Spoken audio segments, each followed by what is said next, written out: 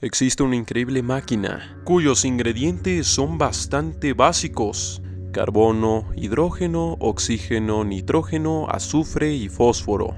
Básicamente, polvo estelar. Esta increíble máquina puede estudiarse a sí misma. Sus hallazgos le muestran que su sola existencia es un prodigio estadístico, que dentro de sí se ocultan misterios e implicaciones tan grandes que quizá ni siquiera sus complejas unidades de procesamiento pueden llegar a entender. Esta máquina tan asombrosa es conocida por sí misma como ser humano. En un relato, Isaac Asimov cuenta la historia de un sujeto que por error cae en un planeta plagado de complejas máquinas que no saben que son máquinas. Al parecer, el planeta entero es un experimento psicológico. Tras narrar su aventura en el planeta, el sujeto recuerda el nombre que daban los mecanismos a su hogar: Nueva York. Ser humano es una estructura finamente hecha. ¿Quién lo hizo? No se sabe con claridad. El extraño proceso evolutivo de las formas vivas alberga tantas preguntas como implicaciones. Este complejo sistema orgánico surgió en una roca perdida en el espacio, todo gracias a varias coincidencias que hicieron de esa roca un lugar óptimo para la vida. Un sol más pequeño, una atmósfera diferente, y la vida sería imposible. A diferencia de otras máquinas, es excesivamente eficiente. En tan solo unos minutos puede engullir energía suficiente para funcionar por días.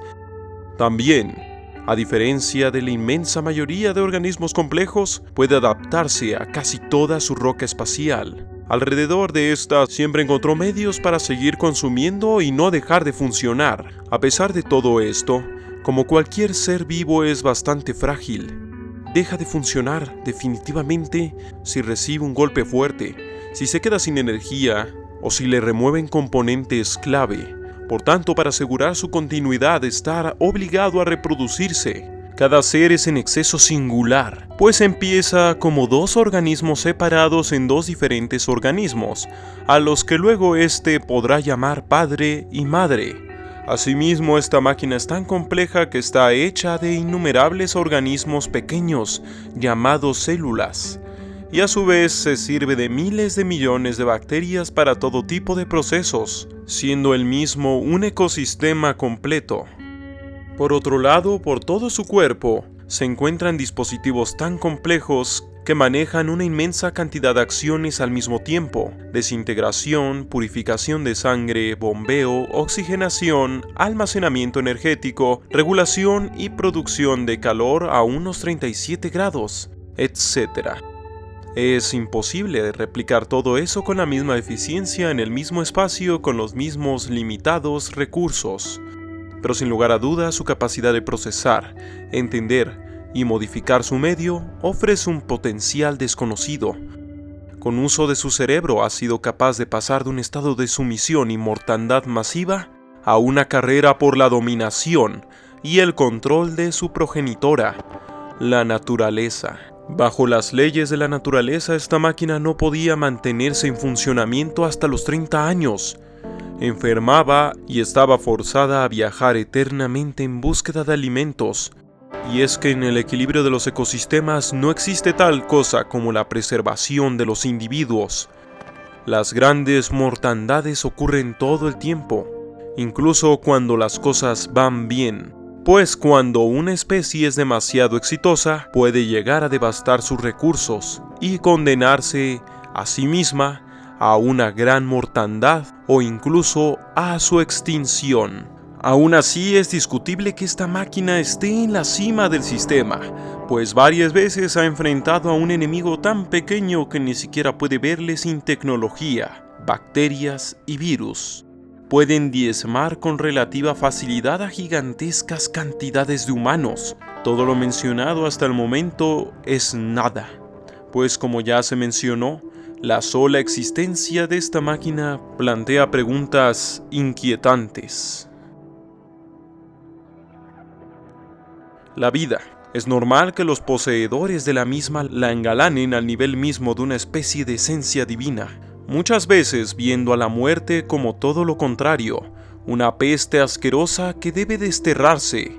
Sin embargo, la vida misma tiene en cuenta la muerte. Tan pronto como la máquina humana supera su etapa de reproducción, su cuerpo comienza a degradarse. Esa brillante estructura ósea muscular, incomparable a la obra de cualquier arquitecto, comienza a hacerse cada vez más frágil. Todo el complejo sistema decae y se vuelve alimento para bacterias, insectos y hasta para la vegetación. Sin ese sistema, probablemente la vida nos habría esparcido como una plaga por todo el mundo. Pues si los organismos nunca dejaran de funcionar, no tendrían razón biológica para reproducirse. Pongamos sobre la mesa el caso del organismo más exitoso. La bacteria muere y nace a un ritmo avasallador, a punto que es capaz de superar casi cualquier cataclismo. Las grandes mortandades son su día a día. Por eso las bacterias representan un gran peligro y una gran posibilidad para el ser humano, pues su capacidad de adaptarse no tiene igual. Por problemas como estos, el sistema humano ha intentado alargar su tiempo de utilidad. Para esto, este mismo comenzó a controlar poco a poco cada posible variable, haciendo uso de su capacidad de procesamiento, creando y destruyendo ahí a donde iba, para garantizar su óptimo y largo funcionamiento, creando así gigantescas urbes de piedra y acero. Esto eliminó muchos problemas y creó muchos otros. Guiado por su necesidad de estimulación placentera, esta fina máquina puede llegar a atrofiarse a sí misma en su medio artificial, abusando del consumo energético, abusando de la inactividad, abusando de químicos que alteran su percepción e incluso abusando de su capacidad para procesar la realidad que percibe.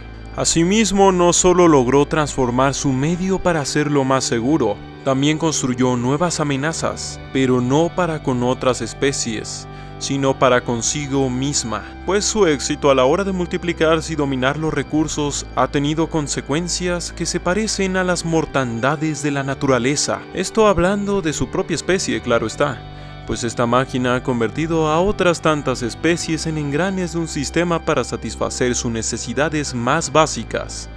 Y de nueva cuenta, vez tras vez, ha hecho lo mismo con su propia especie. Estas máquinas, aunque parecidas, son diferentes entre sí. Cada uno es un engrane diferente de subsistemas que bien pueden servir a intereses imprescindibles o a la satisfacción de una pequeña y casi inútil necesidad de un grupo de humanos. Estas increíbles máquinas, usadas como meras palancas o dispositivos de carga, a veces usadas como meras estaciones reproductivas, millardos de estos vistos como objetos prescindibles a lo largo de las eras. La cuestión es que, con o sin humano, la hegemonía de la vida es la otra cara de la moneda de la hegemonía de la muerte. Pero gracias a las extrañas creaciones llamadas ideas, conceptos, creencias y sentidos, en conjunción con su increíble capacidad de crear tecnología, parece que este ser humano posee la capacidad misma para vencer y superar a la misma evolución, pero también tiene la capacidad para acelerar su propio final. El cerebro humano se dice que es la cosa más compleja del universo conocido, una masa de proteínas cuyos ingredientes no son tan especiales, pero con una estructura que es tan compleja que tras una gran cantidad de años de estudio, aún no se puede entender totalmente. Este órgano da lugar a un extraño fenómeno llamado la conciencia, algo que la mente palidece a la hora de intentar comprender, aunque paradójicamente sea ella la misma la que intenta entenderse. Una definición es que la conciencia es un orden implícito surgido de la relación de diferentes sistemas y subsistemas en un plano temporal. Algo enrevesado, pero la palabra orden es la clave para entender. Orden, más allá de la visión simplista, no es que algo esté limpio o sin desastre. Orden es la disposición de elementos en una totalidad. Por ejemplo, el cuerpo humano no son más que un montón de átomos.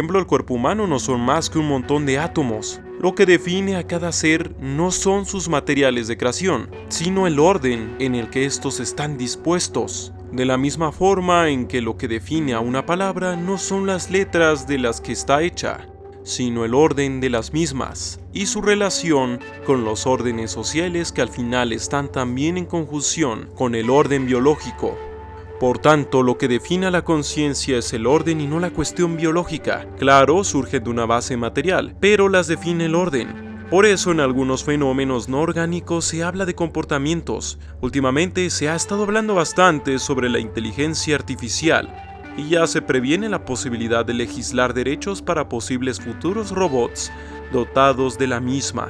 Potencialmente, el humano puede superar a la evolución creando su reemplazo, creando su extinción y el comienzo de una evolución inorgánica. Hay otra perspectiva que nace de la mente de un humano de religión. El punto omega, Teilhard de Chardin, pensaba que el destino final del ser humano era evolucionar hasta el punto omega, o sea, hasta ser un dios.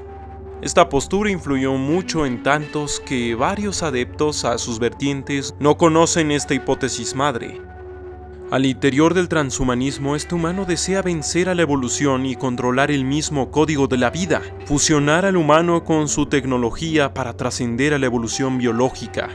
Otra postura, un tanto menos popular pero más añeja, es la de seguir profundizando en la conciencia. Con todo esto, nada garantiza que esta asombrosa máquina logre persistir al cosmos. Venció el caos de los predadores. Ahora debe vencer sus contradicciones para sobrevivir a sí mismo, solo para después tener que sobrevivir a su planeta y sus limitaciones. Y si logra eso, se enfrentará al cosmos, y tras los eones y las eras, puede que esta pequeña, frágil y errante criatura logre más de lo que hoy siquiera se puede imaginar. Se despide Esquizofrenia Natural, la realidad es frágil.